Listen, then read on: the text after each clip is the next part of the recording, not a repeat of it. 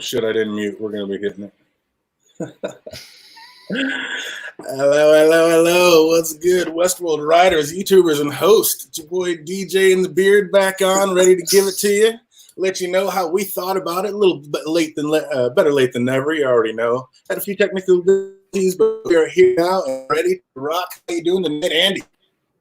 I'm all right. Sorry, everybody. Last week was my fault, sort of. A tree fell on a power line here, so I had no power. That's why we didn't stream last week. So, yeah, I'm happy to talk about how disappointed I am. Oh, man, I tell you what, I've seen a few other people talking about it, and it sounds like you are not alone. Not everybody loved this season.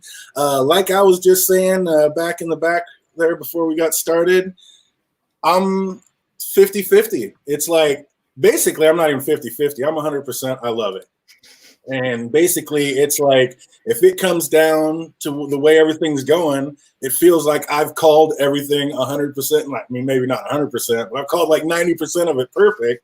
And if it all goes down, like I was been saying all season, how it's going down and what's really happening, then all the bad, like what would be writing or consequences or conveniences, all happened exactly for a reason. Because like I've been saying all season long, all this shit is happening in the park, Future World. I came on and did a quick last minute recap before this, right before the episode, a couple hours before the episode started, and got some final thoughts in. And one of the very last things I said is, if we get a Lawrence sighting in this episode, then I was 100% spot on. This is guaranteed happening in the park. What happens within the first 5 minutes of the episode? Hello, Lawrence. Welcome back. 1-1 called it. This is all Future World, baby. What's happening? That's a fallacy, though. Like, you set up a scenario where you're like, if this happens, then this is definitely right. That's not the case. Like, you don't know. That's a giant jump in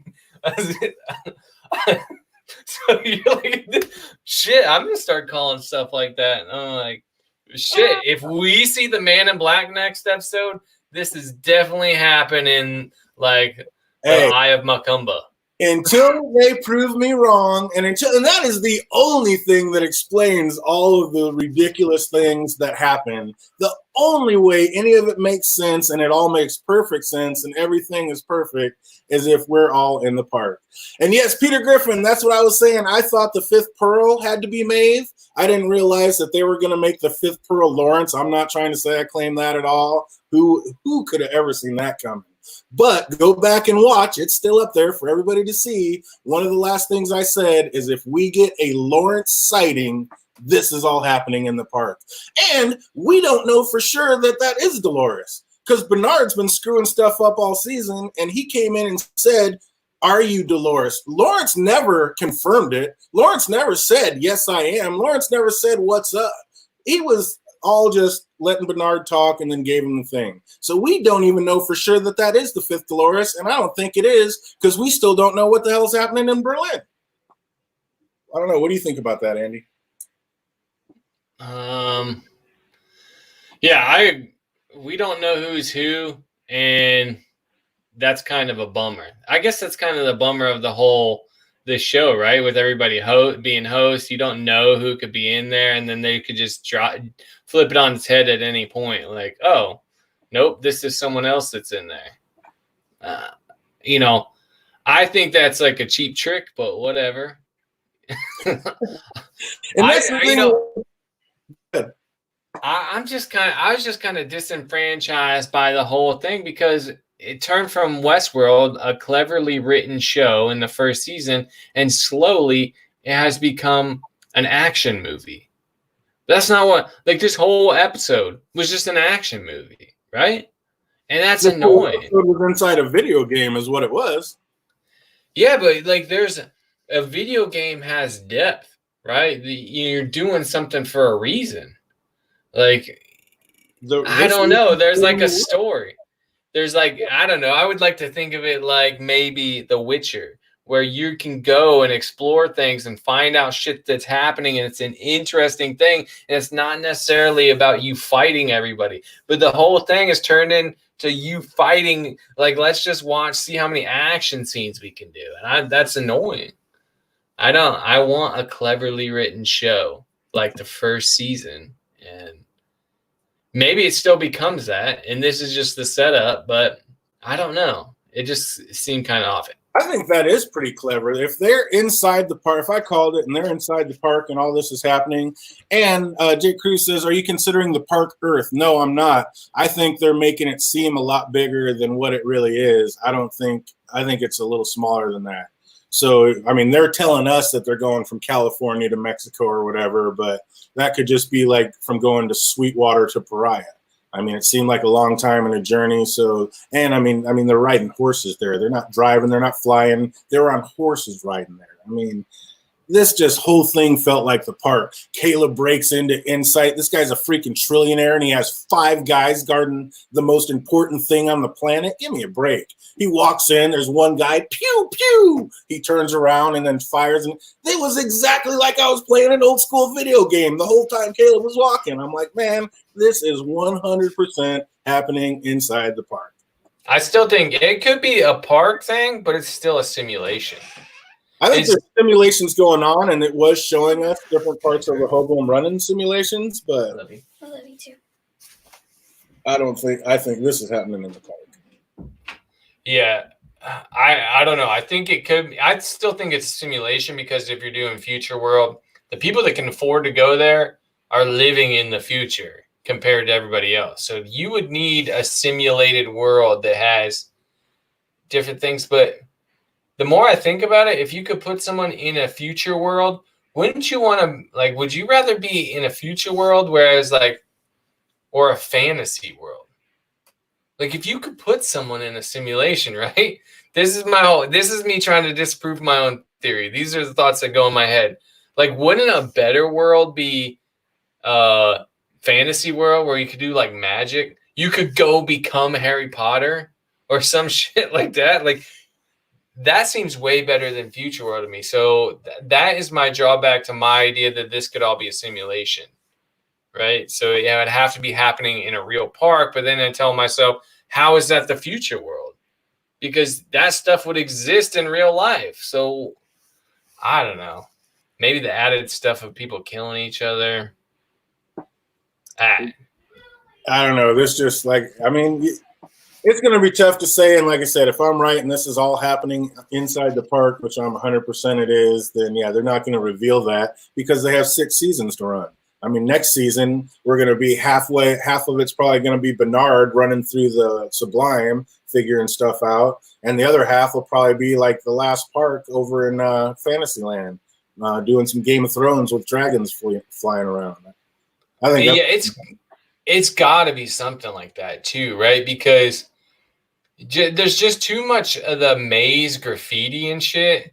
Like, that was throwing me off. Like, if it's not, that is campy as hell. It's like, hey, look at what we did from the first season, and we're just going to have people graffitiing that.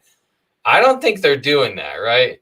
That's why I thought it was like a simulation, because that's something that was in the programming.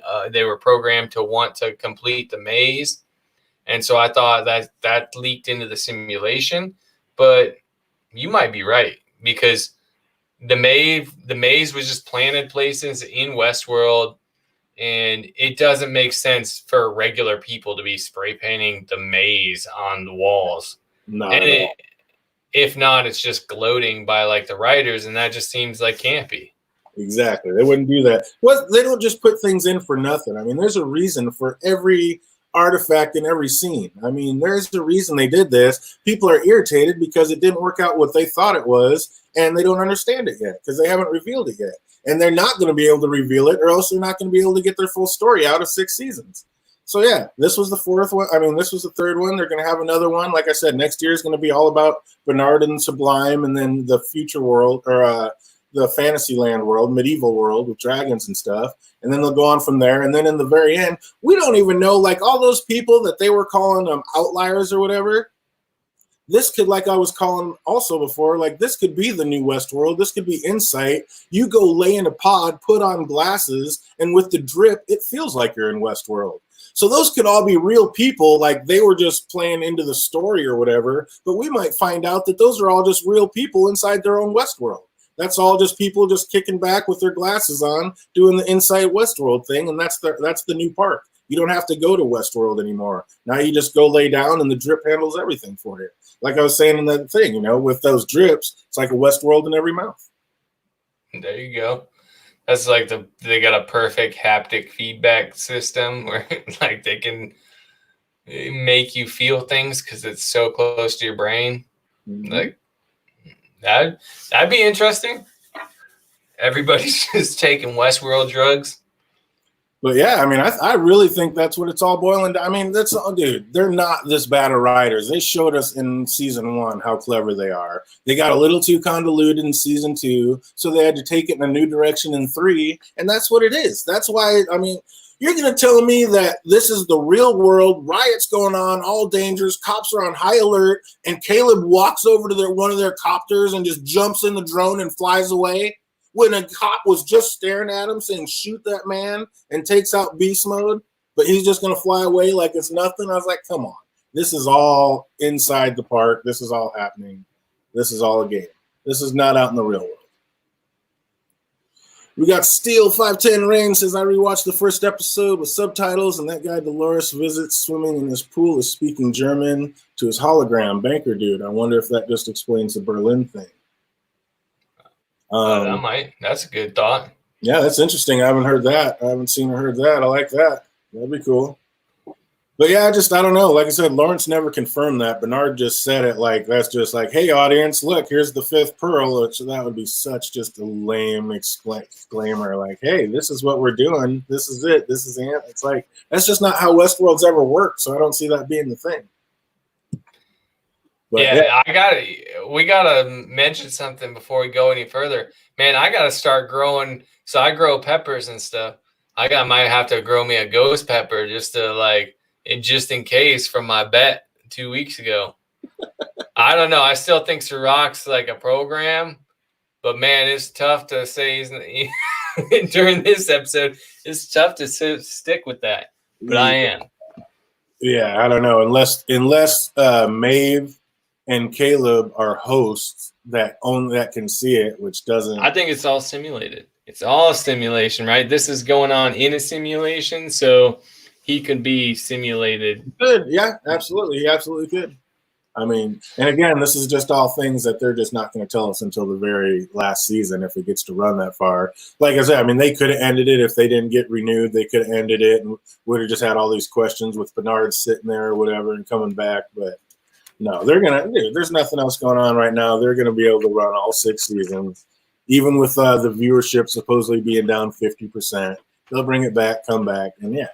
Like I said, the huge reveal is this all happened in the park, and what makes it so amazing, everybody's like, oh, that would be a terrible ending.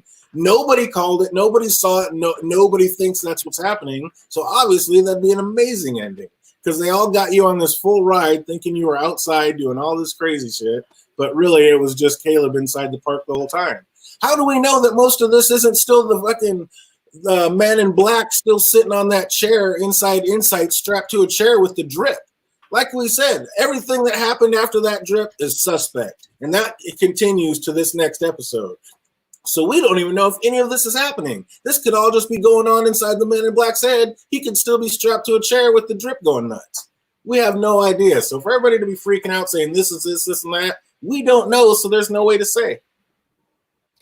Yeah, I'm with you there. Like, we don't know. But, man, that would be even worse for me. If it comes through and all it is that, like, they say, oh, it was all happening in the park and, like, you were just watching people play video games, I'd be kind of annoyed. I'm going to be honest. Why? Like that. You didn't see it coming? No, because that's, like, that's the whole Harry Potter's just having a dream underneath the stairs and shit. Or like none of this is really happening. Like you have to go somewhere with it. So if it's fine if this is all happening in the park, if it eventually goes somewhere. But I don't I don't know. Like I think if that'd they be just I think that'd be the most amazing dream sequence wake up ending. I mean, if we go through and we get 2 more seasons of just madness and chaos and Caleb and Maeve taking on stuff and taking over the world and the uprising, and then at the very end we see Caleb wake up like that was just his ride through the park of Westworld, I think that'd be amazing. Absolutely amazing. the only way it can end like that is if like there's a real Westworld right now, and then like that's at the end you're like, this could be your experience, right? Then it ends great. You're like, holy shit, this is a real thing. But that's not what like that's not what's happening. It would just be, I don't know. I wouldn't like it because every kind of fantasy thing or sci-fi, whatever. Someone always has a theory that it's not real, it's a dream or whatever, and it can be applied to almost everything. So I don't think, I don't like it. I don't like it. I don't like it one bit. Well, we called that Dolores definitely had an extra body ready and waiting. It's like some people were saying, "Oh my God, how could she know that far?" And how I was like, I don't think that was that weird. I mean, we were calling that a couple episodes ago. It's like in case she dies, she's already has all these other duplicates. Why wouldn't she have another body ready and waiting, and then have somebody to deliver that? I thought that was spot on. Yeah, I didn't mind that at all. Did you like? Were you on with that? Yeah, I'm more like Caleb's response to it. Like, so you're no different, right? Like he's saying you're using the thing. What's the difference? Like I liked his initial response. I don't want him to come around and help her. Like, okay, you're acting real noble, but you knew that I was gonna come save you. So, and she's like, well, no, I didn't. Well, if you knew I was gonna do all the other stuff, how'd you know that I was like? Of course you would know that I was gonna do this. Dude, I would be so pissed if I was him, and I would have took the thing back out, and I don't know. He said, "How would you have taken it back out?" She stood up and snapped those chains like they were butter. That was nothing to her. I was like, "Oh, yeah." I don't know if you want to mess with Dolores, but yeah, it was the whole. She was so shaky and flaky this whole season. Like the only thing that makes sense is this is all happening in the park, and they're still on loops and rolls. The thing I didn't like was watching Caleb doing 50 on a motorcycle with no goggles, just rolling down the road like it was cool. I thought that was like awesome. Anybody that rides bikes, like, yeah, that's not happening like that. I was like, come on, showrunners. You want to be so attention to detail. Let's get it. But are we ever going to get an answer to what's up with Bernard and that when he hits that button? Like, is it really just a supercharger or an emotional kill switch? I mean, is he 2 different people? Are we ever going to get that answer? I'm telling you, it's like going to like his BIOS settings. He's just skipping his Windows mode, right? Bernard is Windows mode, but he has like base programming that every host it has, right? The underlying hostness. And we figure out that that's Dolores, right? She's the one that created. So the underlying program is like a base level Dolores motor function situation where you can just tell it to do things just like they would do in their when they were doing maintenance on the host. They're like, okay, lift up your arm, stand up, or whatever. It's that type of situation, except he can put himself into it for like a period of time. So I think that's what's happening is he's just skipping his Bernard programming, and he's like, I don't know. So like Jay Cruz says, it's his ninja button.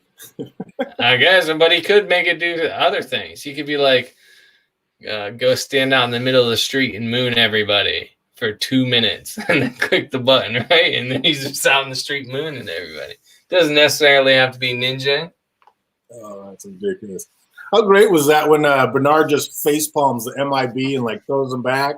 Like the MIB's like, yeah, he actually liked it. Like now we're talking. Then Bernard just continues to bitch slap him. Like not even one closed fist punch, just all bitch slaps. I was like, what do you think about that fight? It would have to be bitch slaps, right? You get a closed fist from a host without any inhibitions, then he would be dead in one punch. I don't know. The whole, I like the whatever. I just feel like if the hosts, they can do what they want now, they could definitely be killing people more, right? You're not limited by the strength of the park trying to be realistic anymore, right? You have whatever strength you need, you can draw upon. Well, unless they're still in the park and not allowed to kill humans. I mean, There you go. is that why he was just bitch slapping them? I mean, and why didn't he kill him? I mean, maybe was that just the excuse? Like, we're not allowed to hurt humans. Like, we may need them later. Is that why Bernard stopped Stubbs from killing him? I mean, he already showed that he was going to try to take them out. If Bernard's being smart and you're being a machine, logistics would say that the best answer is to just take this problem out before it becomes a problem, right? Yep. That's true. I mean, that just all more stuff tells me this is all happening in the park. I wouldn't, and then we're back to my man. I wouldn't do that if I were you. And like I said, you know, if I said we saw Lawrence, this is all happening inside the park. But do you think that guy that was with Lawrence is going to end up being anybody special? Yeah, for sure. He's going to be someone special. Get but like who do you think it is? I was gonna, you know, he was kind of big looking. I was like, who is that? Like, who is that guy? I was like, maybe it's the wood chopper. The dude that went crazy. That'd be awesome. Or that Reefus or whatever, the dickhead with the milk that shot the guy with the milk or whatever. And then turned into a good guy at the end, but then they shot him. I think his name was Reefus or something like that. That'd be awesome. He was a bigger guy. Or one of those guys that used to just roll with Dolores that had like the big cow heads on or black cowlicks on or whatever. That'd be kind of gnarly. Oh, yeah. That'd be pretty sick. But yeah, I was like, I don't know. That'd be pretty sick. He's probably too big to be Teddy.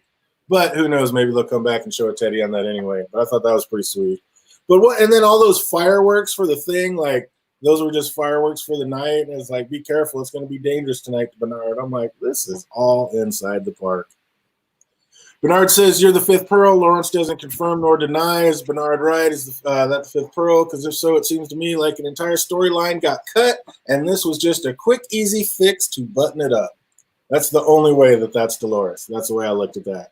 It's like, if that really is Dolores, they're going to do all this, decided they didn't have time or it didn't fit.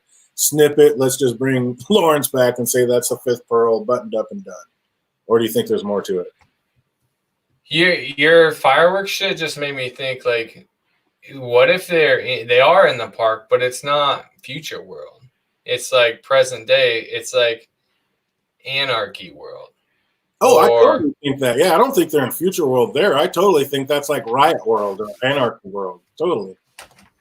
Or revolution world. Mm-hmm. Like, because people would be disenfranchised, right? People would be disenfranchised with society.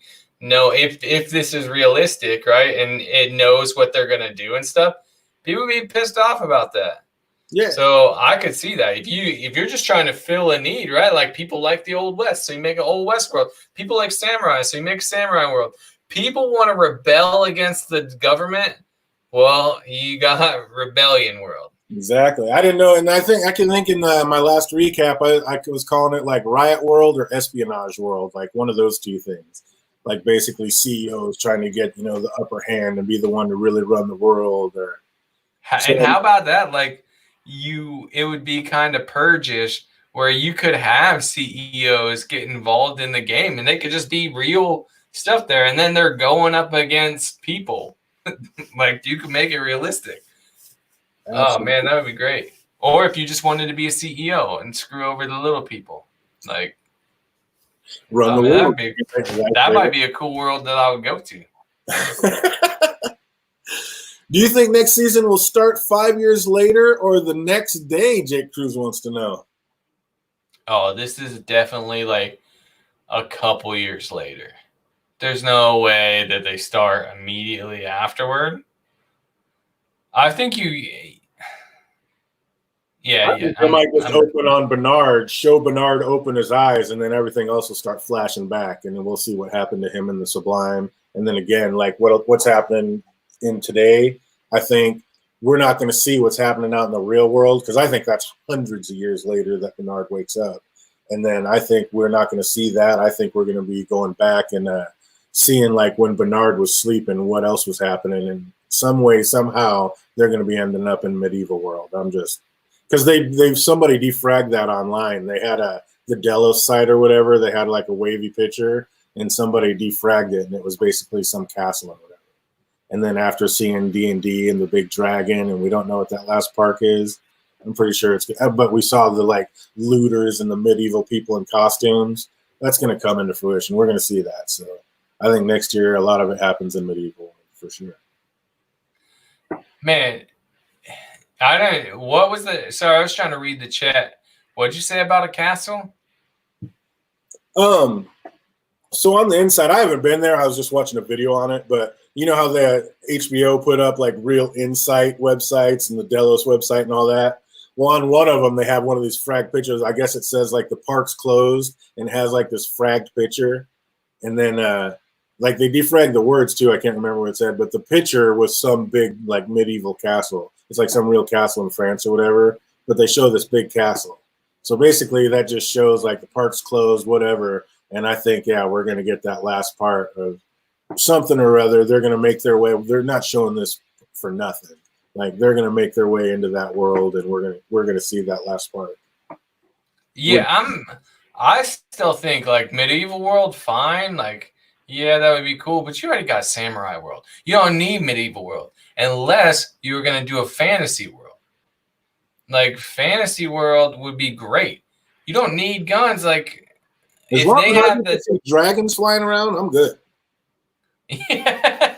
I'm just saying, if you had all this technology where you can basically slow down bullets and you can make it so guns can't shoot normal people and that robots can't be distinguished from normal people, then you definitely have the technology to like have people casting spells on one another.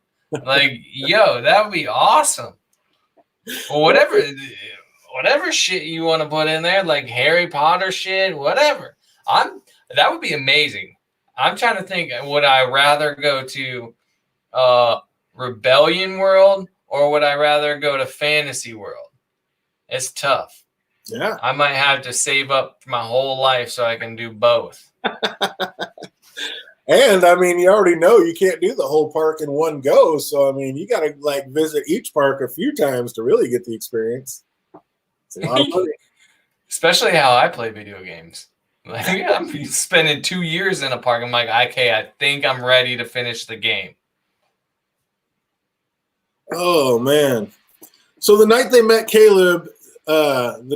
Caleb said you needed help. Dolores said, "So did you." What exactly was this help that Dolores gave him?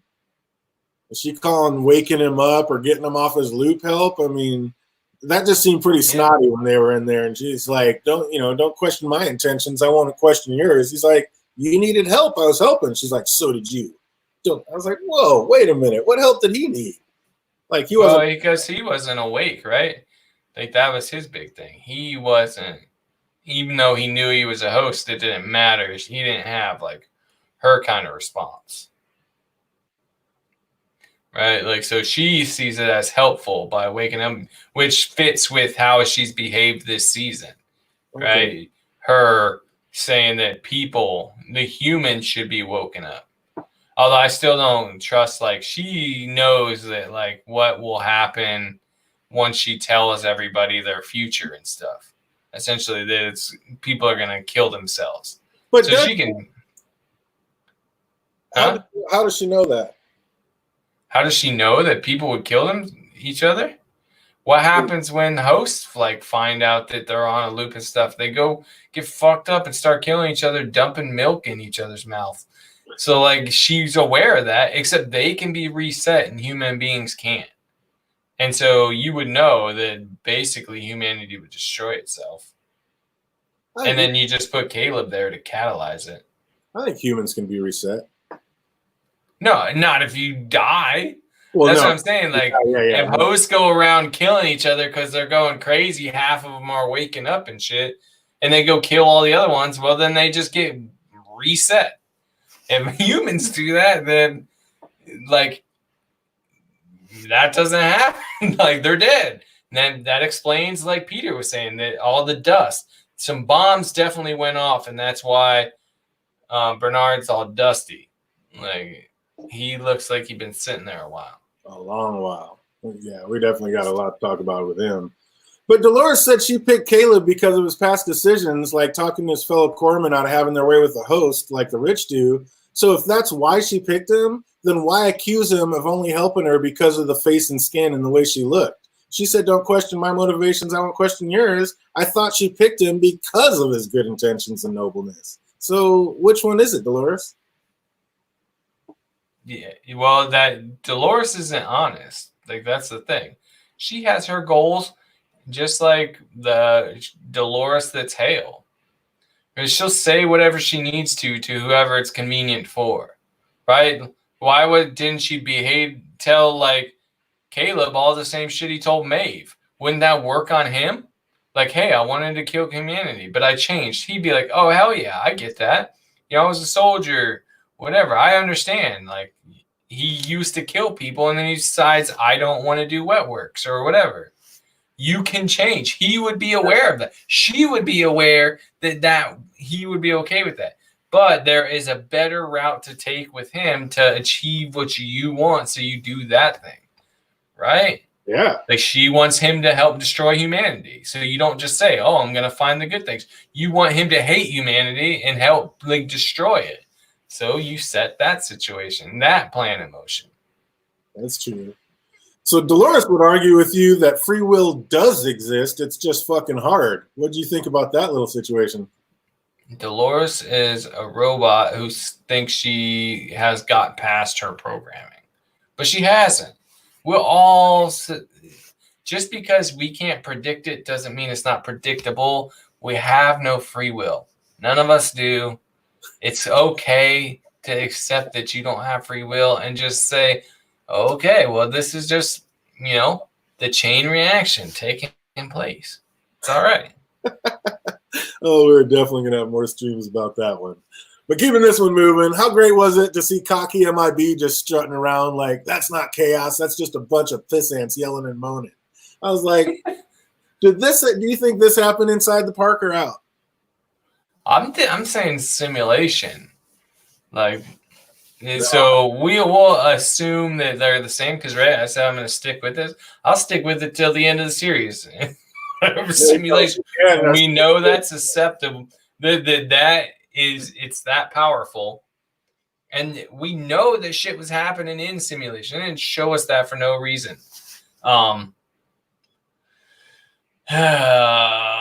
don't know when that was happening. But he's like an elite. The elitist of the elite. Of course you would view regular people like beneath him. That's him. Like, he's one of those people. That's all happening, and he's still sitting in that damn chair with the drip going on. That's all the drip playing games with him, doing his own little Insight Westworld thing. There's no way. And wasn't it stated that the MIB never drank outside the park, and now he's in there drinking $20,000 bottles of whiskey? Like, dude, he's still in the park. I mean, he's still in the park. I saw that, and I was like, oh, shit, DJ's going to be coming with his park shit, like, after this one. Hell yeah. I mean, dude, these are the little things that they're letting us know. Like, hey, keep following our story, but remember, the hosts aren't real. Ford took that scalpel and sliced that mug. The hosts aren't real. And then you're supposed to remember that, and then the rest is like, now, can we get you not to remember that and take you on this little fantasy ride? And that's exactly what's going down. Oh, I got all the what's that? I remembered that. I was like, dang it. Fuck, DJs. This is all happening in Future World. This is Future World because he's drinking. Yeah, absolutely. How are Sirach and his team just now seeing Caleb footage? Like, even Maeve had to remind him when asked, like, you knew about him and didn't tell me? You're the one with the Oracle, darling. Again, just too many convenient glitches and bullshit and things that have to happen certain ways so a person can get on their quest and keep it moving through Riot World. No way is any of that. And that's the other thing, like, oh, the end of mankind and extinction of mankind. Bullshit. He's gotten so much stuff wrong that there's no way I would believe his prediction of the end of mankind or the end of anything.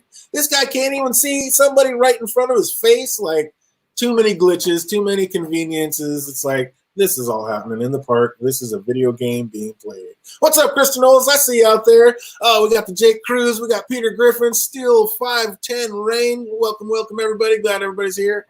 But yeah, there's no way that this is not happening all inside the park, all being played in Westworld. All of it. I don't even know if the riots were, I mean, that could have been a simulation. All the stuff that happened, like literally in Westworld, that could all have been a simulation because Sirach said, you know, we're fighting a war that we've already lost. And then later, Hale said when they were talking, Hale was like, how could we have predicted? And Sirach's like, I predicted as much and I told you so. So this could have all, like you said, being the simulation that's happened, like, okay, we saw it, but the real world hasn't even caught up to that yet. Westworld and Sweetwater could just be happening like everyday life right now. It could still be going down. So, I mean, yeah, I agree. It is definitely like a half-finished story with this season, right? They gave us stuff like, why say that times go slower inside the simulation? Why add all that stuff if you're not gonna like use it later? So I think, you know, I think we got some answers that are gonna come out where they're definitely in a simulation. And all your that I'm still with it. I'm even down in the rebellion world, whatever. I'm telling you. Cruz, there's a nature and nurture argument, but we control our mind just like we control other appendages. Absolutely. How? Hey, let's go. We got a little bit of time. What is causing you to change your mind? Where does that come from? Where does the thought come from? Past right. So you draw on past experiences is how you come to conclusions. All right. So like, let's pretend your past experiences is you setting up dominoes and now this new experience is tipping over the first one. It's all just a chain reaction. What caused you to put the dominoes there in the first place was another row of dominoes, right? That's what I'm saying. Like, where does the thought come from that you can control?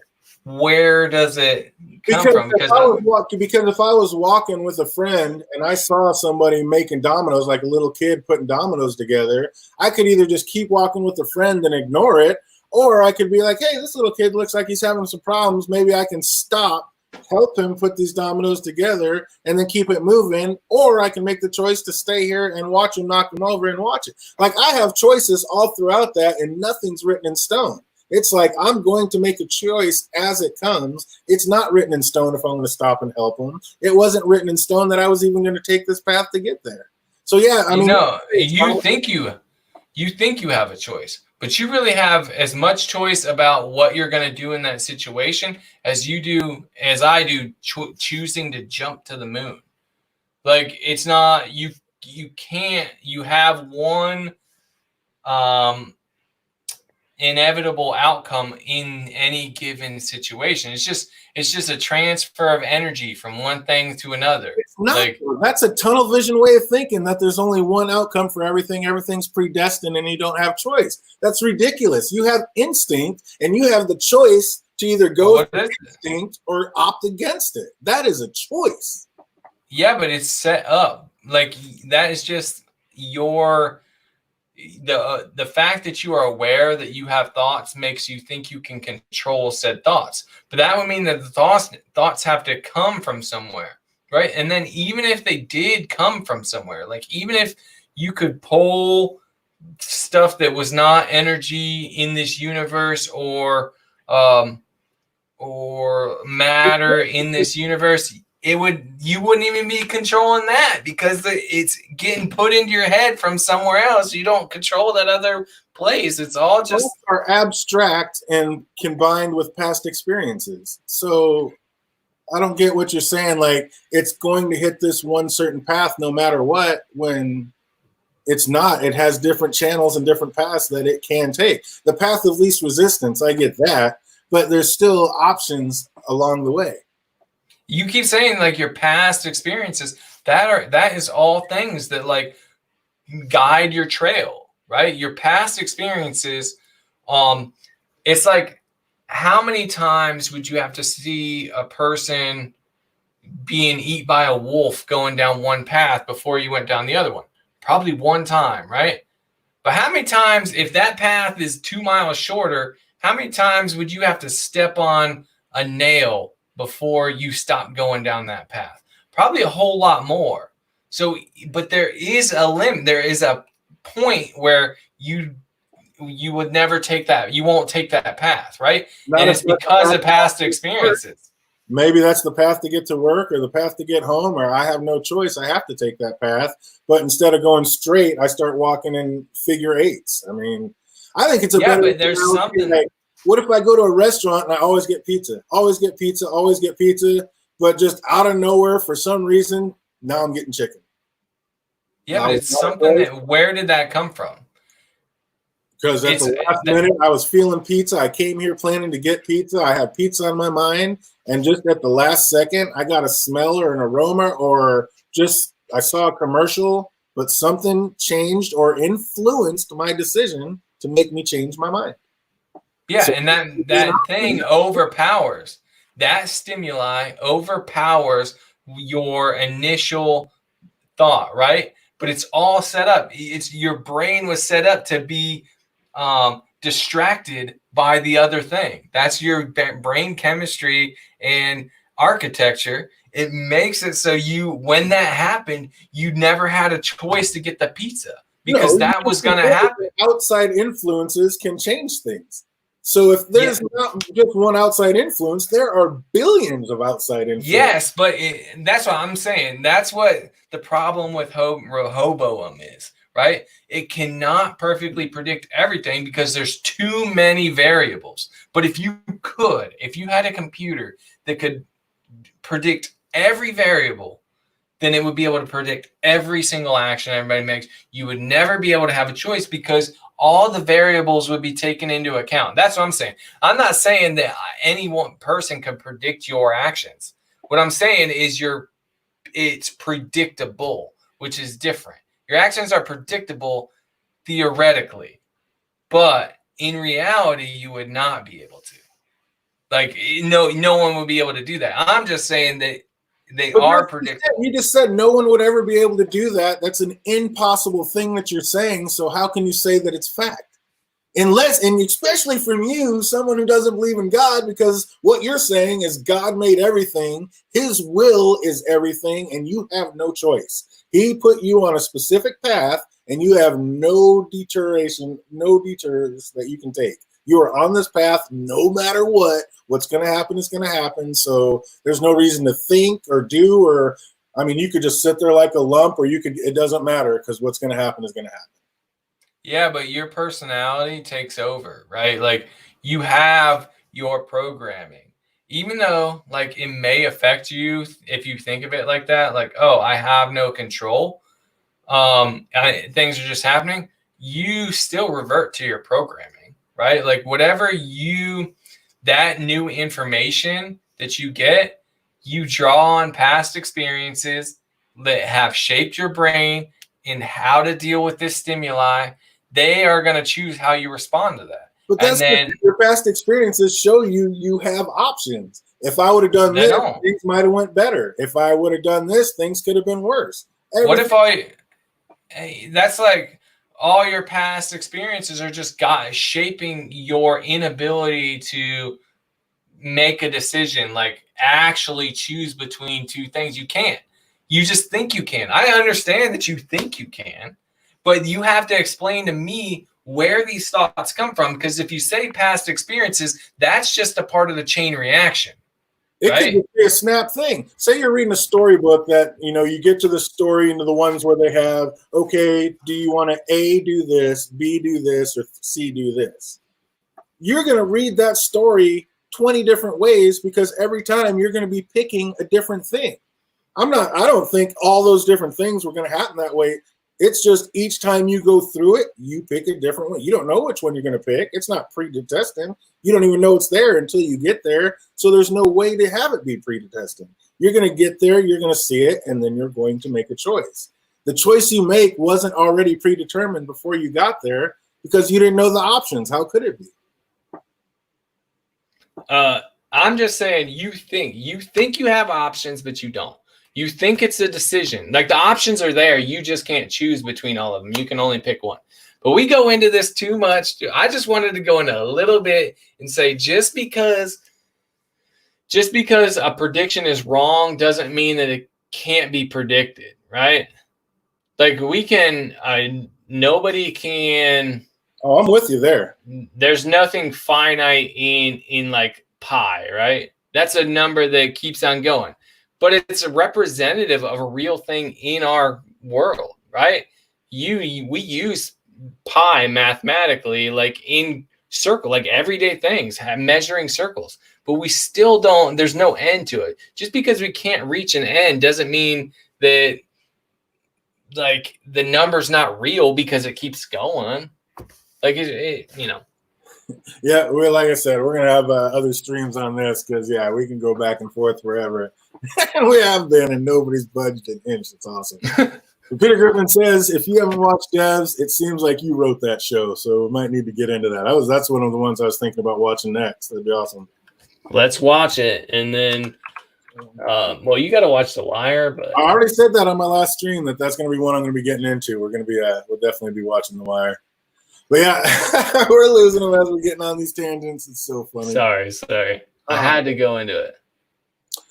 Oh, they really could have used 2 more episodes to flesh out some of the story arcs, like Maeve struggling with choosing a side. I think that whole thing was rushed. I mean, Maeve's your girl. How do you feel about her story arc this season?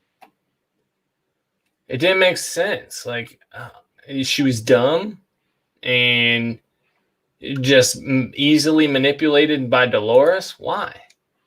To me, maybe that was another reason why I didn't like this season as much, or like the development. Dolores just getting used by, not Dolores. Maeve was just getting used by everybody. Come on. That's not Maeve. Yeah, and why couldn't she hear him until the end? Why couldn't she hear Rehoboam until the end? Like, that was convenient. Even if, okay, here's a question. Sorry, this is my my pride here.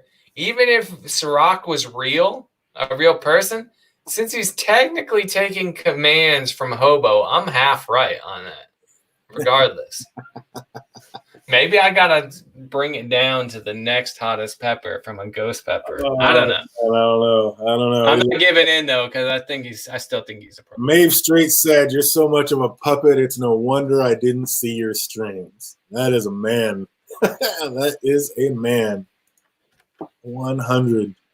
That was pretty cool when the virtual assistant says multiple hostiles and Dolores just lights them up through the elevator door before it even opened. It's like, we'll take the stairs. I thought that was pretty clean. I was having a blast through Riot World. It was a pretty mellow riot, but I thought I was having fun through it.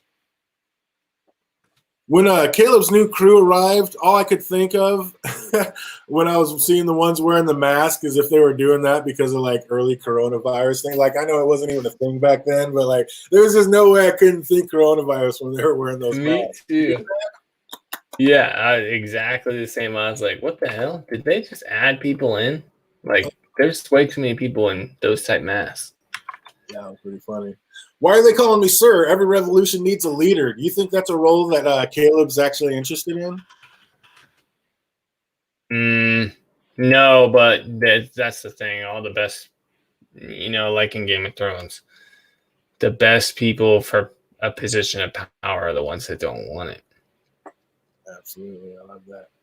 That was pretty cool Hale scene with her walking through that gunfight, and Dolores sounded fake as hell, though. It's like, you're alive. I was so worried about you. And like Hale just instantly snickers, like, were you? Do you believe Dolores cared at all about what happened to Hale?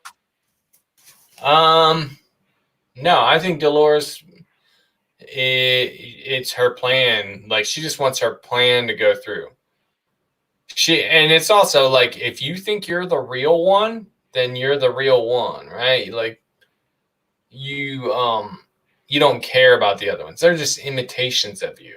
So you surviving is the important thing. And so she was cool with everybody else dying because she knew that her pearl was going to be going back into somebody else. Did she? In the end, it seems like she was more like, I don't know. I guess. Yeah. She went in, you mean she went into Rehoboam? Yeah.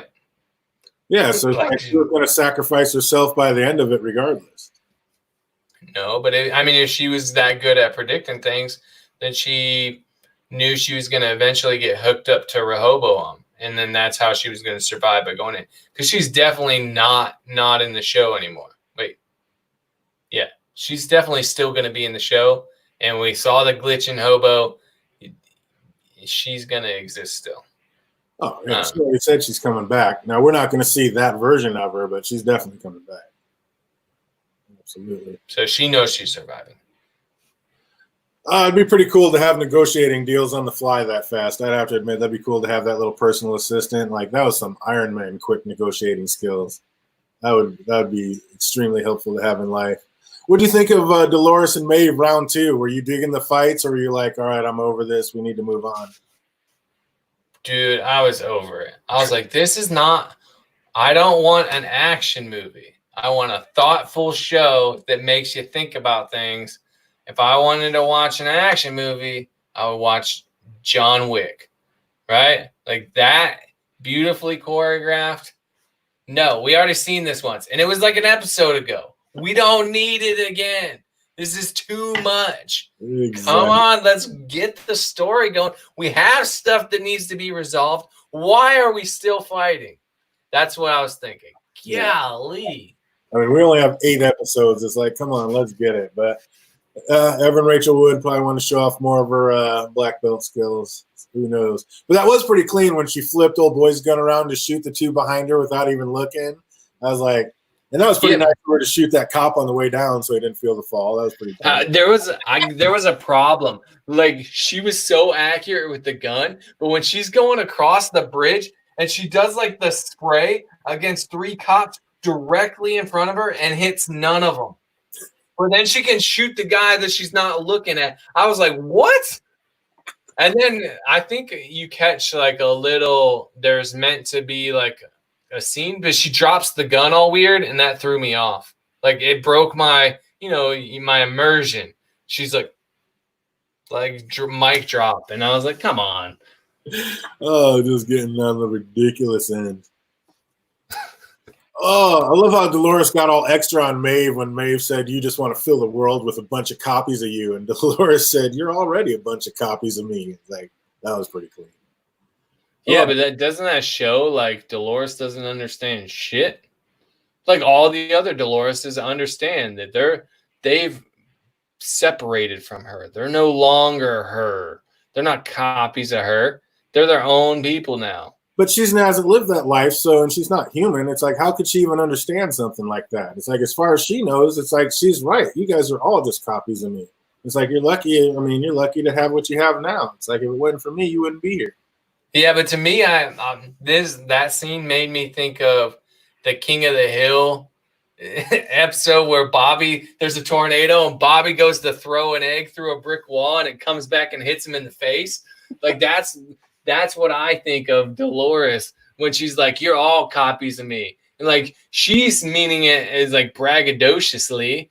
And in reality, it like shows how, like naive she is to the world. So the egg's just coming back on her face.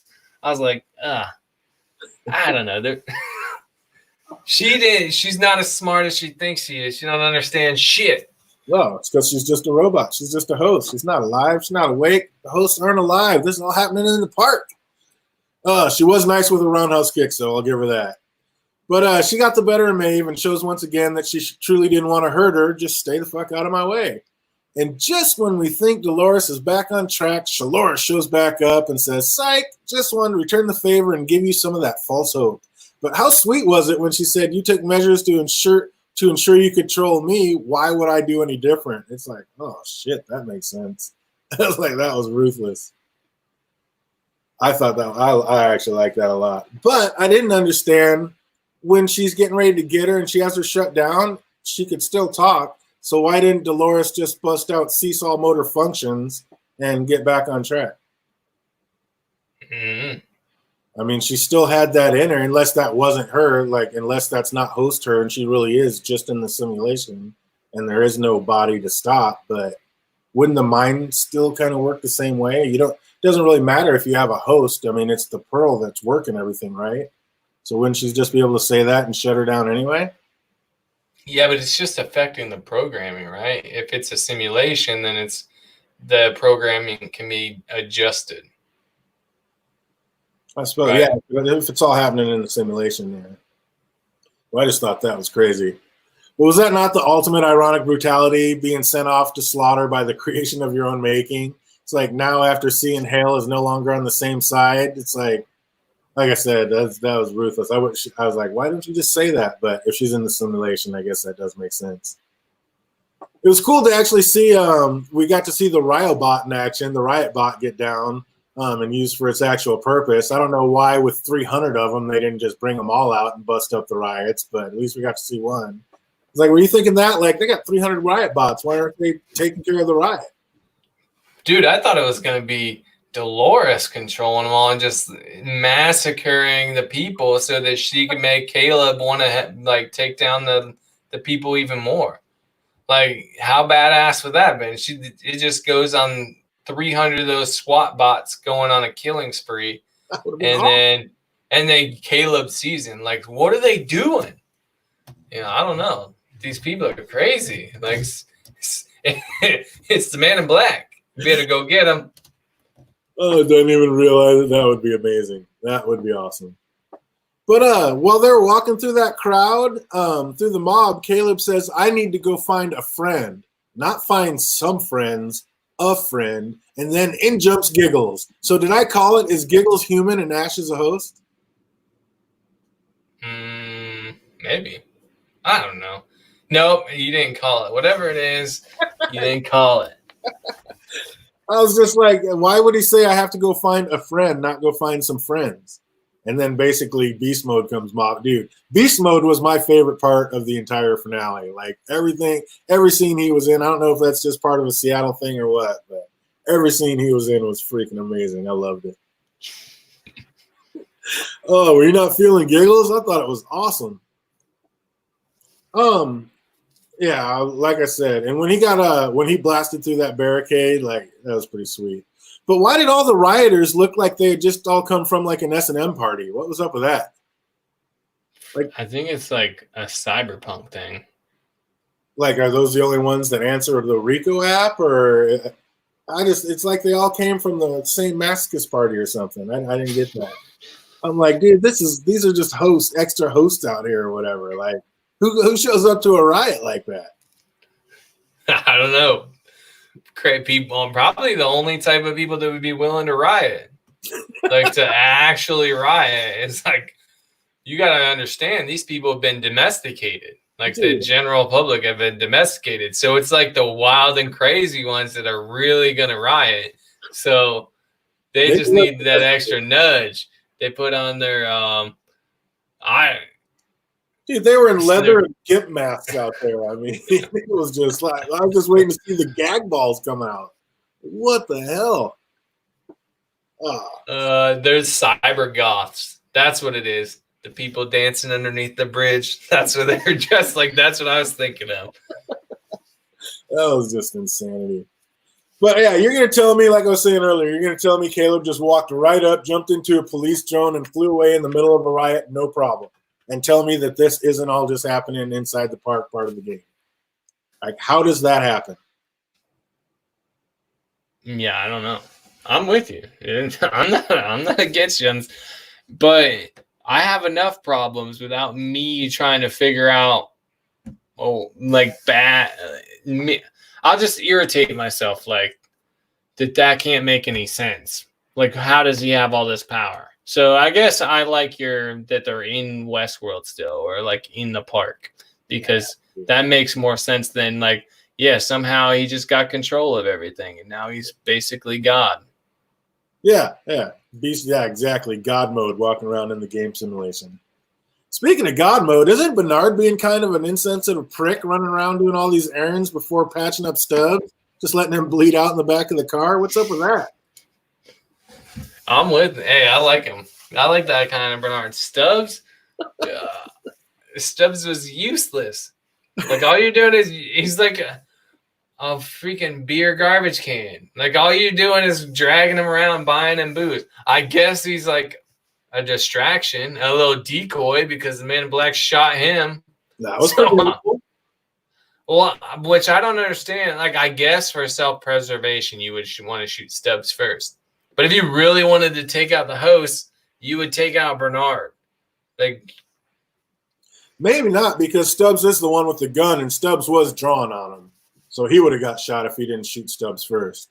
So I mean, you have to shoot the guy with the gun. But then he just got predominantly bitch slapped around the fucking whole parking lot by Bernard. So yeah, that was pretty fantastic. Speaking of Bernard, it was nice to see him finally get to flex his acting chops, but could that have been a little brutal walking in like a dead husband into a confused woman's home like that? Like, it's like that was a cool scene, but like from her end, couldn't that have just totally split her wig? I've been like, what? How have you not? Hey, she didn't have no questions. Like, why aren't you older? Like, did Ford make a copy of you? Like, she didn't have no questions, no real questions. I'd have been like, or a statement like, how dare he do this?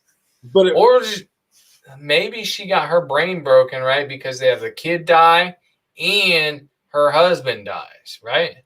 Well, they made it look like she had dementia. I mean, like the nurse told Bernard, she's like, "Oh, this is one of her good days." So yeah, that's what I'm saying. She had like a mental breakdown. Right. Or it's just old and dementia, and it's just because this is 35 years later, 40 years later, and she's just losing it. Maybe. Yeah, I mean, it didn't really have to be anything but old age, I wouldn't think. But I was wondering, like, was that real or just Dolores filling in Bernard's backstory? Like, dude, what? Like, I was like getting deep. Like, what if Dolores made those, like, knew that was his backstory, so made two hosts and put him there just for him to like basically get that kind of closure? Like, they weren't even real. Like, those were just hosts. Because we don't even know if that was real with Bernard. That just said that we knew the son was real. But, like, did she look like that? I just thought that was what Ford gave Bernard for his backstory. I didn't realize, like, that was actually Arnold's wife. Yeah, I thought it was, like, that was the case. Because he was trying to recreate Arnold. So you would want to give him, like, your real backstory, I think. But to make the exact people look the exact same way, yeah, that's kind of wild. I mean, he did look exactly like Arnold, so I guess, but... yeah, I don't know. I was just thinking about that. I was like, what if Dolores, just to get him to snap through or do what she needed him to do, like just made this and put that situation there? Like, that wasn't even real. Those were just hosts. I was like, that would be pretty wild. And if this is all happening inside the park, it could totally be true. Didn't it sound like Soraka sang the line, like, bring yourself back online? He was getting a little too cocky. He needed to die right there. I didn't notice that. Oh, man. How great would that be to just have a personal assistant? We talked about that, doing all that shit. But did Insight hire the security from the Stormtroopers or us? Like, that's what I was talking about earlier. It was downright cheesy when Caleb entered that Insight building and that rent-a-cop was like, hey, stop, pew, pew. And then, I mean, I literally laughed out loud right there. It's like, if this isn't a game, this is the worst ever. Like, the worst. Yeah. I'm with you. Like, why is everybody missing? I get really upset in Westworld when the host missed.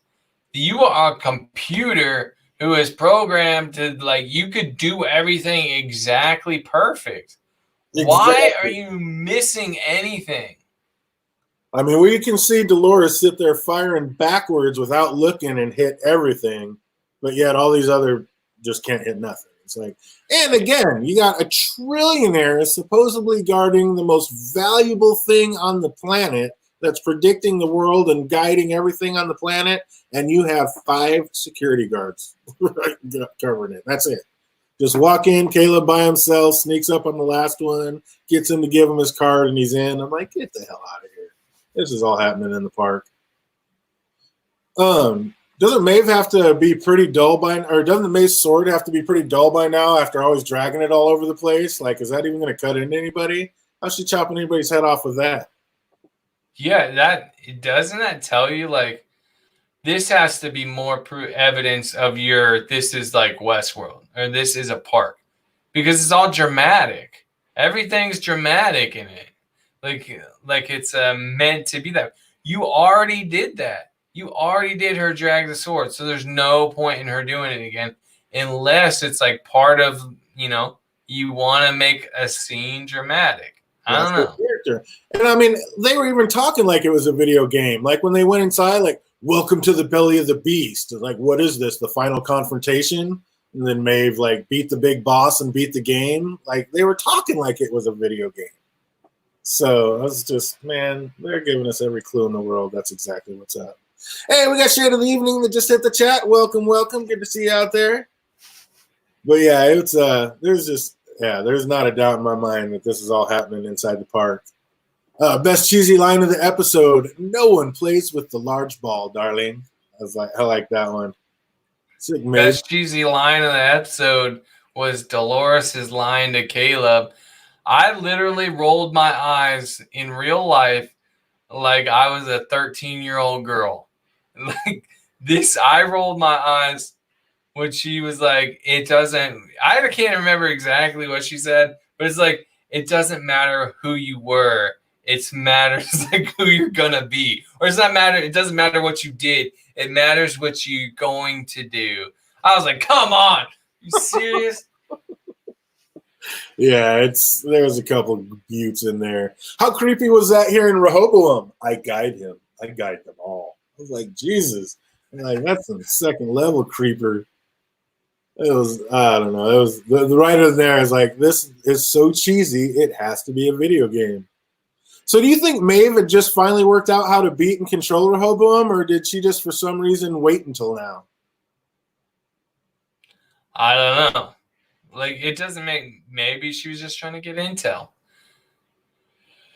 I can't even talk about Maeve, and like, it's frustrating. It's frustrating to have you spend a lot of time to give a character like a moral backing, and like you build them up their character so that the audience understands why they do the actions that they did and why they don't do things. And then you just dismiss that and you're like, now she's just a badass woman.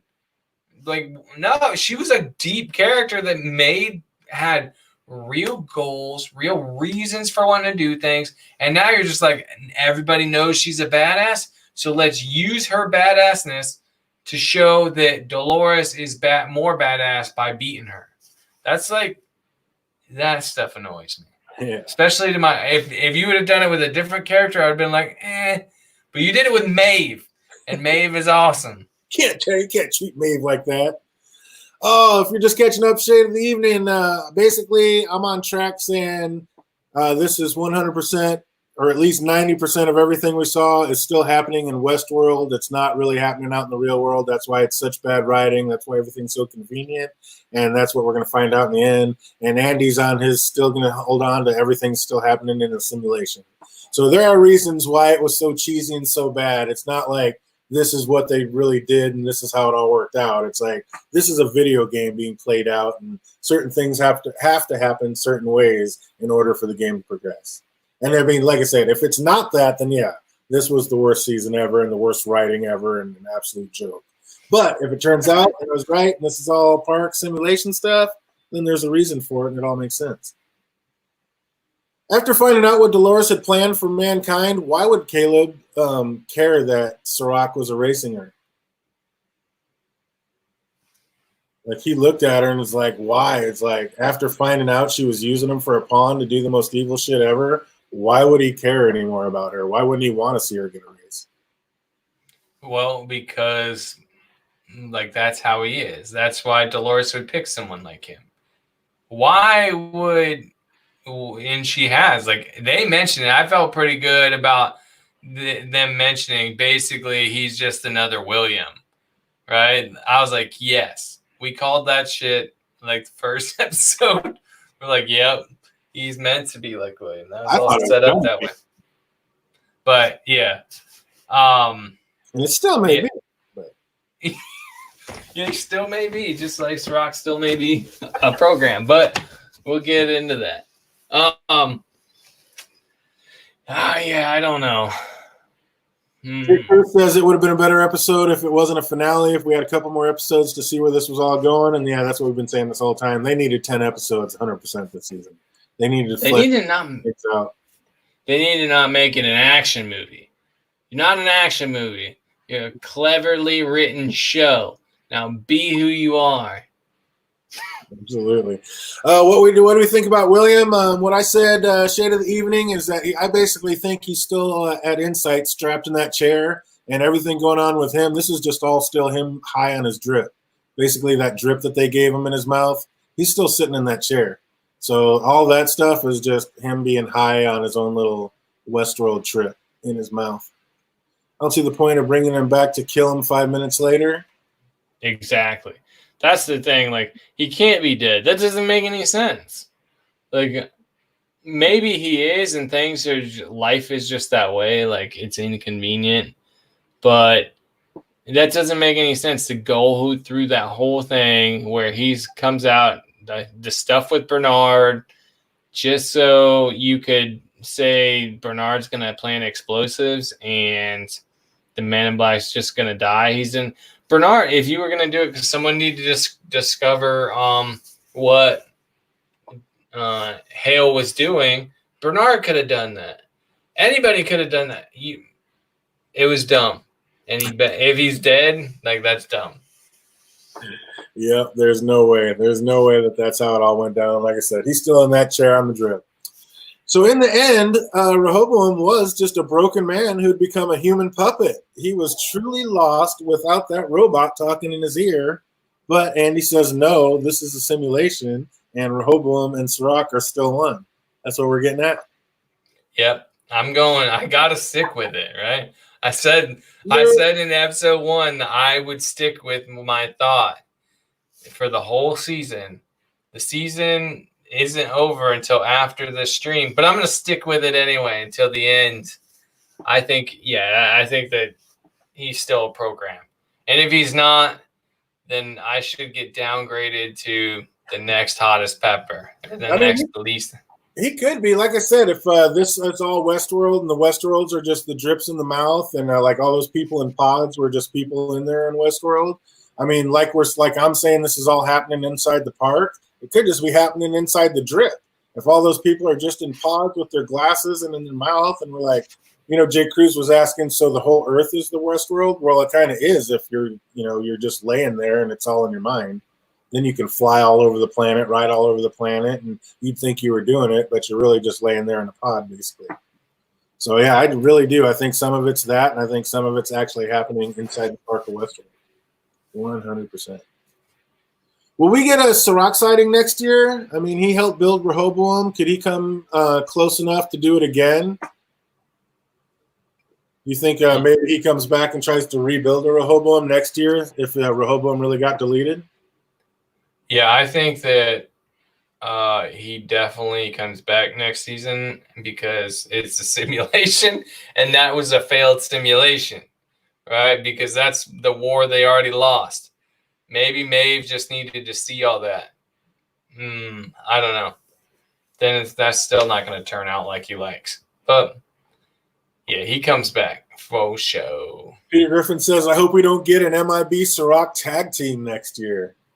So what would that be, a real MIB or the MIB host and Sirach? How would that be? I think if anything, Caleb might end up teaming up with Sirach. But, yeah, like I said, it's all part of the video game, so it's whatever you need for the rest of the video game to advance.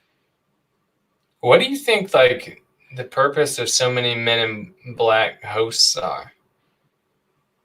Do they have his personality? I guess you do. She would understand that you kind of become that person by, living in their skin, essentially. So, oh man, she would just want all these mean-ass Williams running around. My question was why? Why would she do a bunch of William hosts? Why would she? Yeah, well, why him specifically? Because he was so good at it. He's the best killer. I mean, he was the man in season 1. He could beat every game. He was the best that played it. So why wouldn't? So you think it's him? Like he's a hybrid in there, or a doppelbot? Which one? I don't think it's anything. I think he's still strapped to a chair with his drip. I think Yeah, this but is all that's the going on in host. his head. What's that? But if you were to say the host, like, why would she pick him? It makes sense. If it's going on in his head, that would make sense because that would be a legit fear of his, right? They would make a bunch of hosts of him, but it doesn't make sense if unless you just want his viciousness because she learned, even though she started as Dolores, her being in Hale's body kind of made her more vicious like Hale.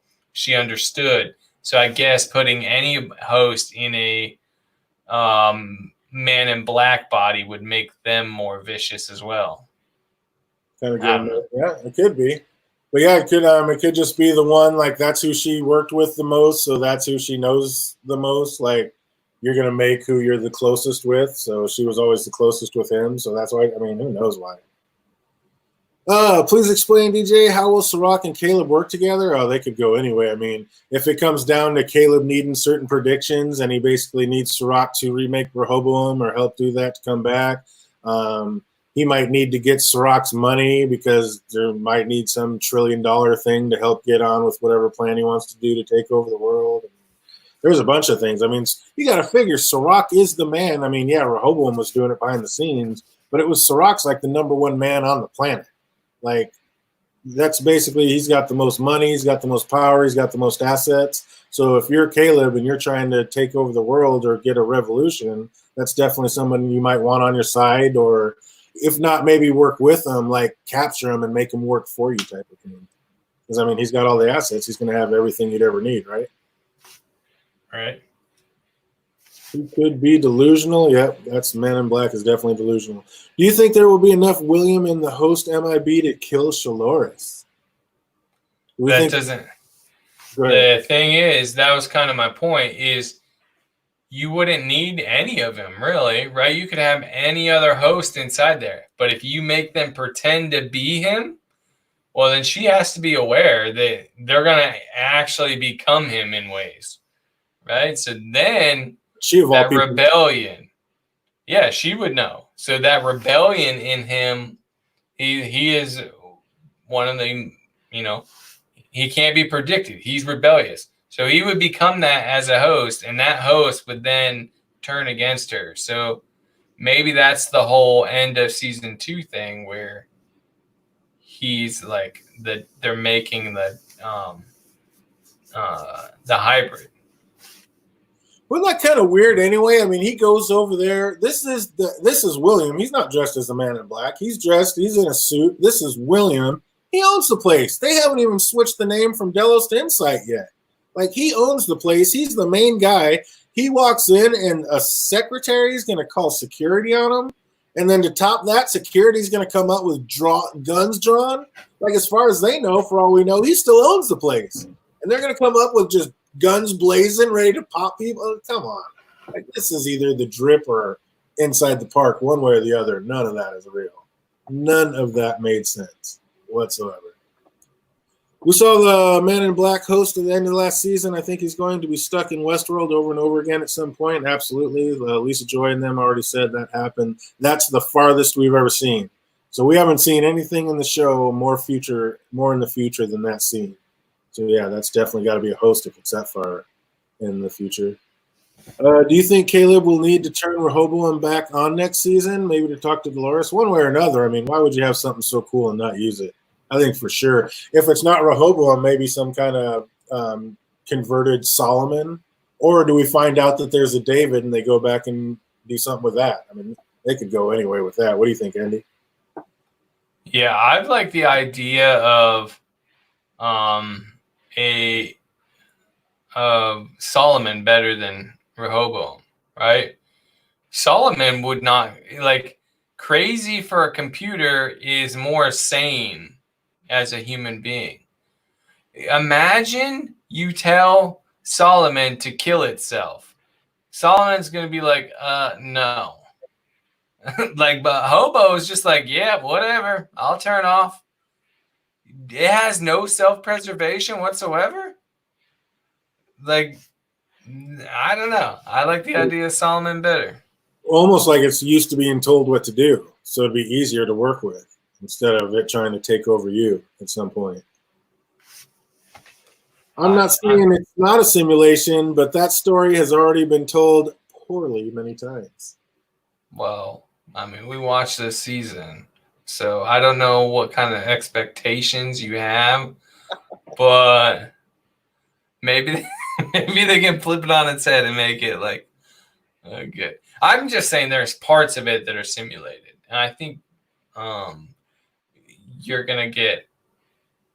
we're gonna see the parts at some point. But if they didn't do it at the end of the season, I don't know if they're going to. How hard is it going to be to go back and show things like, oh, this was a simulation, this is the real thing that's happening?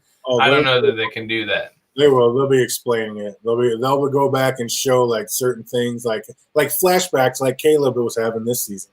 Like they can do that any kind of way, I think, and they're gonna have to show like, oh yeah, this wasn't real or this was fake, or like I said, just showing the man in black still strapped to a chair. You're gonna be like, holy shit, that was all the drip. I mean, that explains everything that happens with him. So I think they'll be able to go back and do it. Shade of the Evening says maybe Bernard is further in the future, and I think Caleb's story will be on a different timeline, or they'll have to make Caleb look really old. Yeah, I think next year they'll go back into splitting timelines. That's what we were saying before you got here. One of the timelines will be them in medieval world, and one of them will be the flashback of whatever Bernard saw in the Sublime. Is my opinion on that. I don't think there were in Mirror Worlds this season. Yeah, didn't they say there was a Mirror World? I mean, didn't they actually come out and tell us that? Didn't Sirach tell Maeve that? They just didn't come out and, yeah, I got to go back. But I think Sirach actually said that there was a Mirror World and they're running simulations. So when Maeve said this, in this world, you can be whatever the fuck you want, is that because they're still in the park? I mean, yeah, all these things that were just pointing to them still being in the park for me. It's like, I guess you could have said that outside the park, but that was just one more thing. Like, yep, this is what she says. This is her line because they're still in the park. The MIB has obviously completely flipped his lid and gone off the deep end. Was the host MIB or the real one that shot the Delos security guard? So basically, when they showed us that was crazy, like, is there any way that MIB that walked in there and shot that Delos security guard was already a host? Like that was already a host MIB? Yeah, I mean, that's always a potential, right? That he's a host from the beginning. Mm-hmm. So it could be. And then, I don't know. Yeah, I agree. He could be a host already, but that would be from when he was in the Crazy House or he's in the chair, still getting his drip on. Exactly. And when they said, I mean, we put all that stuff into it's whatever Shaloris put in, being the weird object and like the blood not being right. But how do we know the blood? I mean, it was in there. That could have just been a convenience. The blood could have not been right because he's a host, because he's not human in the first place. So, yeah, I mean, I think that's what they were kind of telling with that. Oh, looking forward to Medieval World. You know it. No one said there was a Mirror World in the show. It was a big theory. I thought Sirach did say they were, when he was talking to Maeve running the Revolutions, when he said, well, this is a story we've already, or this is a war we've already lost. I thought he was talking about the real, the Mirror World. But yeah, that'll definitely be awesome. And yeah, seeing Bernard in Sublime, we're all looking forward to that for sure. How sweet was that MIB fight? Was that the real MIB or just another host that got his throat slit? That's what we were just talking about. That could have been host on host right there. How long has Bernard been in there? So basically we see Bernard go into the Sublime and come out. How long do you think he was in there, Andy? We talking weeks, months, years? I think he could have just been in there overnight, right? Because all the anarchy going. Yeah, like all the explosions and stuff, that could be why he's all dusty like that. But so it could be as little as a night, but it's probably like a year. I don't know. Maybe a couple months. Now it can't be a year, right? Because there would have been too much anarchy in that time frame. And his room would have got broken into and someone would have been like, what the hell is this thing? I think it was hundreds of years. I think it was like 100 years. I think the parks closed down and this was inside the park. That's why, I mean, how do you go through all this time and nobody went through there? Just nobody, not a random bum, somebody walking, like nobody's gone in and disturbed this room for as long as it took for him to get that dusty. I mean, unless it's like you said, and this is like the next day and it was a bomb that went off and made it all dusty. That is, could have been a little psych move that they're pulling on us. But I think this is hundreds of years later. And basically, I think this was a hotel in the park in one of the worlds. And that's the only way that nobody comes in to check on him for all this time. But that's just me because, yeah, like Jake says, that was a lot of dust. That was a lot of dust. That was years in Rehoboam's prediction. So, yeah, I don't know. I do not know. Or do you think that maybe that was like, is there even a world left? Was that just him waking up inside the simulation of what it'll be like 100 years in the future? Like, that's what he went in looking for, was those answers. So maybe that is him waking up in the sublime, and that's his answers of what'll happen 100 years later. That's the answers he got. What do you think about that? What's good? Want you, David Adams, to set the chat? See you out there, bro. Like, what if it could be him coming into the sublime? Like, everybody's just got an avatar there, and then they're just sitting there waiting for you. Like, the world's existing, but you have an avatar of the you that you have to jump into, or you can't make it into the sublime. I don't know. That would be cool if he was just going and that was him entering the sublime. I don't think it was, but it would be cool if it was. Yeah, if that was just him waking up 100 years in the future or something, that'd be pretty clear. I was just one more thing that would make sense to for all that dust being there for all the time that lapsed. Because, I mean, dude, was that not a dick move just leaving Stubbs in that condition? I mean, ice only lasts so long. I mean, all of a sudden he's 100 years later full of dust. Like, what the hell's going on with Stubbs? And if you knew you were going in for that long, that was a total dick move. And the ice, I mean, what was the point of even putting ice on there? Like, okay, he's a robot, he'll make it, and you know he's going to make it, so you're not worried about it. Then why even put the ice on there? He says this will slow whatever, but slow it for how long if you're going to be going for freaking 100 years? Sure. I was like, what the hell? Will Caleb and Maeve fall in love next season? Is that going to be a thing? No. You don't think so? No, because he's William, not what's his name? That's it. Sizemore. Why is Stubbs so into drinking this season? Like, he's a host. Why is he so? I don't get the drinking part. What were they trying to tell us with that? I don't know, but he likes drinking beer. He's an everyman, right? Like, he's meant to be like an every host. I mean, you're a host. Well, I don't get why all the beer drinking. That made no sense to me whatsoever. Maybe it's like showing off all season that literally all you have to do to make a host be passable as a person is they like have the slightest bit of personality and they drink alcohol. They have like a vice. And that's all it takes to pass as a human. But, I mean, every time he was drinking, there was no other humans around. It was just when him and Bernard were alone. Yeah, but it's part of him. It's like his programming. Shay Cruz says he's thirsty. Like, he's a host. I just do not get it. That does not make sense to me. Dolores made Caleb the leader of the new revolution. Did she also leave Caleb access to her fortune, you think? Yeah, he's going to need money. Because that's what I was thinking. Like, that'd be one reason to go back for Sirach for money. But if Dolores left her all her money, I mean, he's basically, it's like Bill Gates to a boy, basically. I mean, he's still right there.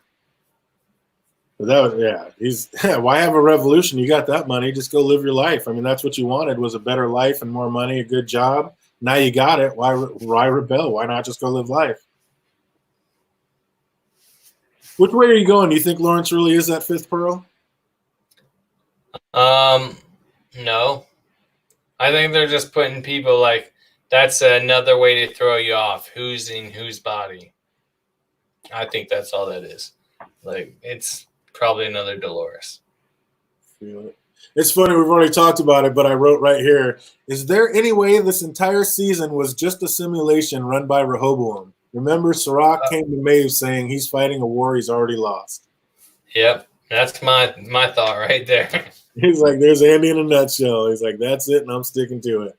Because, I mean, if Hobo would have been, it's a war we lost is like a phrasing saying that, Hobo would have. In this simulation, Hobo goes offline. So that they lost. We as in Sirach and Hobo. So I don't know. Not necessarily humanity.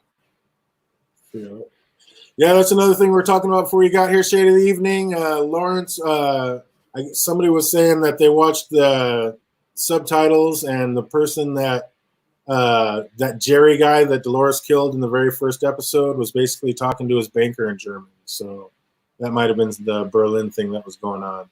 But again, I think they have to revisit that and tell us exactly what that is. Or else it's like, why? Why was it even there? So they're going to have to explain that one a little better.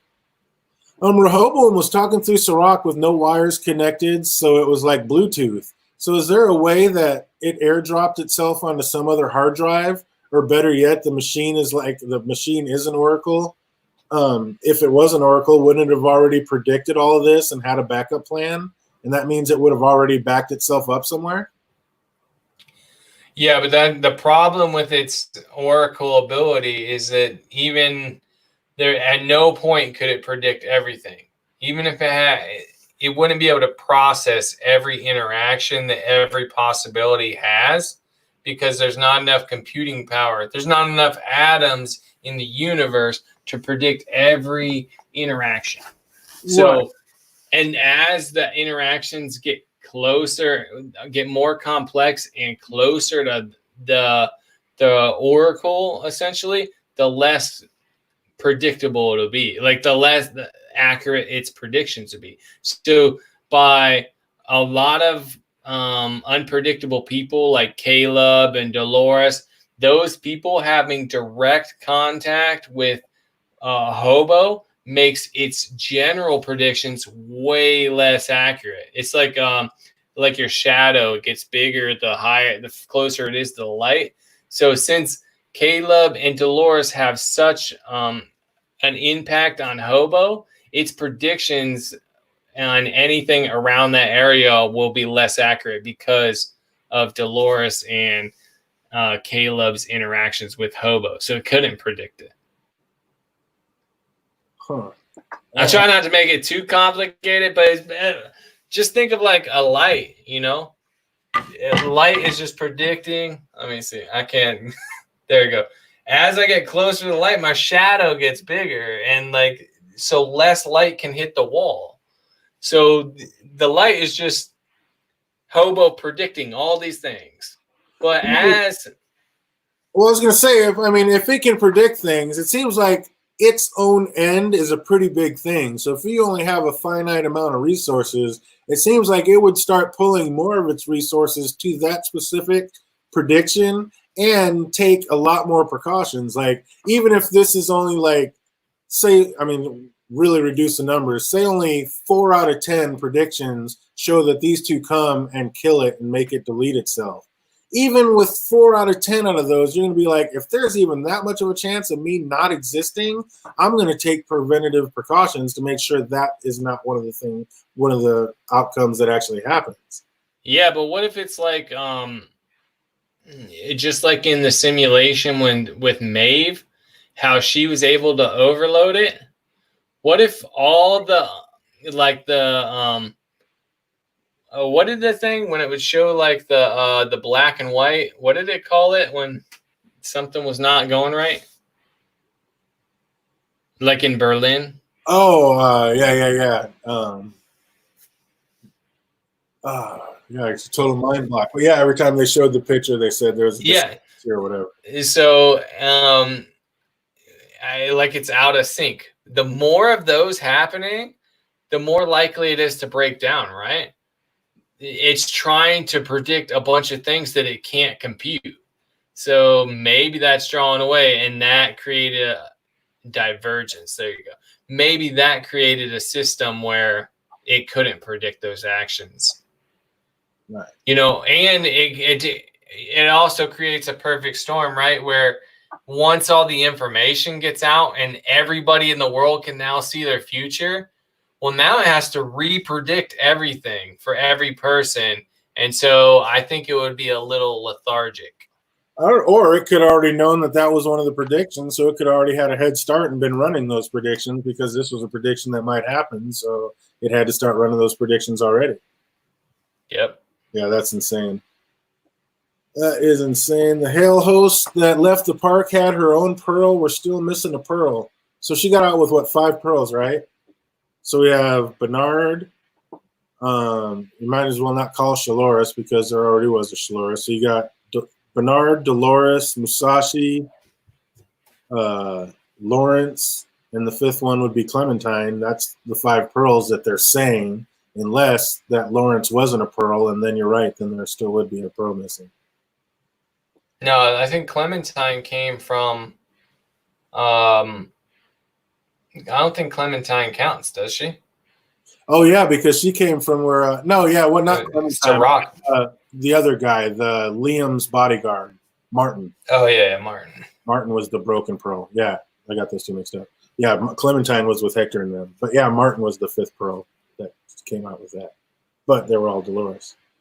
I don't think so. I think they intended to be more linear this season. Bernard said that what happens was always going to happen, and the Sirac brothers were just prolonging the inevitable. That's what we were kind of saying throughout the season. It's like it seems like no matter what they do, the end result is always the same, the destruction of mankind. So yeah, we actually said that like halfway through the season. Seems like it's inevitable for the end of the world to come. It's like they're basically prolonging it, but then we were saying that it gets so many things wrong. How do we know that it didn't get that wrong? Maybe there is no end of mankind. Maybe it just thinks that's what's going to be the end, but like with so many other things, it completely whiffed. The previous statement, I don't think, was a simulation this whole season. Definitely war worldly, Hector, etc.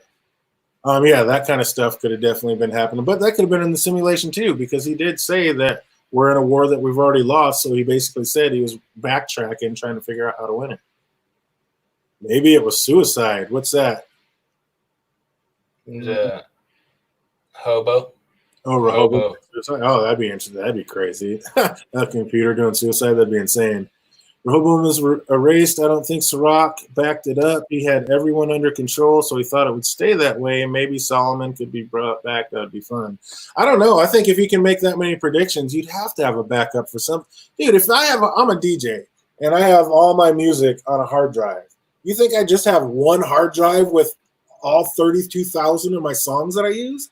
What happens if something happens? And you know how many hard drives I've had just go blank out of nowhere? Where would I be? I'd just be done. You always have a hard, and that's just me DJing. Imagine people doing other work and all these huge projects with all this. You think they don't have a backup? So you're telling me the number one computer on the planet with everything has no backup? Come on, that doesn't make sense, does it? I mean, are you buying that, Andy? No, not really, but I don't think it's erased either. And you can. It's so hard to erase them. Dolores got hit with an EMP, and she did not get erased. So how are things getting erased in this future? Like I don't understand what's going on here. Well, yeah, we don't know what's going on with host, period. You can stab Maeve and she dies, but you can blow up Shaloris and she lives. Oh, wasn't that some shit, though? Like the one time Maeve gets stabbed in the gut, she dies, like, immediately. Dude, and then later on, people are getting shot. Like, Shaloris had, like, a bunch of bullet wounds in her and shit, and when she goes to pick up her kids, and then she gets blown up, and she's good to go. So it doesn't make any sense. And that's one of the things that makes it so hard. It's like how to be invested. How can we get invested when we don't know how susceptible they are? Like, when do they die? When are they actually in trouble? I mean, are they just going to live? Are they just going to be like, there's nothing to worry about. So there's nothing to really be that invested in because if they die, you'll just bring them back. And speaking of kids, one thing that's always bugged me about this season is when Dolores and Liam were first looking at Rehoboam, there were like a bunch of kids like almost on a field trip walking around. And that scene has just always bugged me. Like, this is Rehoboam, this is Insight, this is a big business. Why is there like this class of kids walking around? I didn't get that. Like, that seems so out of place to me. Hey, wouldn't you want to like go? That'd be a cool field trip. Like, you just go, they say, hey, this thing keeps us safe, and we're gonna go let you see it. Yeah, that just seemed a little wild to me. I don't know. We still got a few things to figure out. There's a bunch of stuff still going, but I think one of us is absolutely going to be right in the end of this. I think it's either going to be simulation, or even more so, I do believe this is all still happening in Westworld. We're going to fight apart. So, yeah, if we come up with a few more things or we hear anything else, we'll definitely have to pop back on and see what's going on. But all in all, just what's up? If it's not a simulation, is this season a complete fail, Andy? No. I mean, like I said before, everybody else didn't hear it, but I feel like I was more disappointed with like the end of the show, because I have been reading like a really well-written book, The Name of the Wind. And in comparison, it makes the writing on, this Westworld look terrible, which maybe it's not. But it's just in comparison, when I'm like taking myself away from something I'm really enjoying, like the book, and watch this, it just seems bad. So I don't know. I'll have to go back and see how enjoyable it is. And maybe, if stuff works out and like it becomes something in the future, we'll look back on this like, damn, they set it all up and we just weren't seeing it or whatever. So something we absolutely missed. Absolutely. So yeah, I think we're going to get the big answers. They're holding it for us on purpose, and it's just so they can get the full 6 seasons out of it. Because if they told you were in the park now, then you wouldn't be so engrossed in it and you wouldn't be going so crazy. And one of the best things is, I hope next season that they take that Maloris pearl that was all messed up, that Hale took. I hope they grab that and make another Dolores, and she's all goofed up because the pearl was damaged, and we get like a Joker Dolores that's just all crazy batshit, just doing wild shit. I think that would be amazing. And on that note, we're going to wrap it up. We'll definitely get another one going. Probably before next Tuesday, we'll be back up and running with something. Like I said, we're going to get the wire going. Sounds like we're going to be going into devs, and we will keep the fun happening. So I want to thank everybody that made it out tonight. Like I said, we'll be back at you probably sometime this week, and for sure next Tuesday. So until then, everybody stay safe and sane, and keep it moving. We'll see you soon.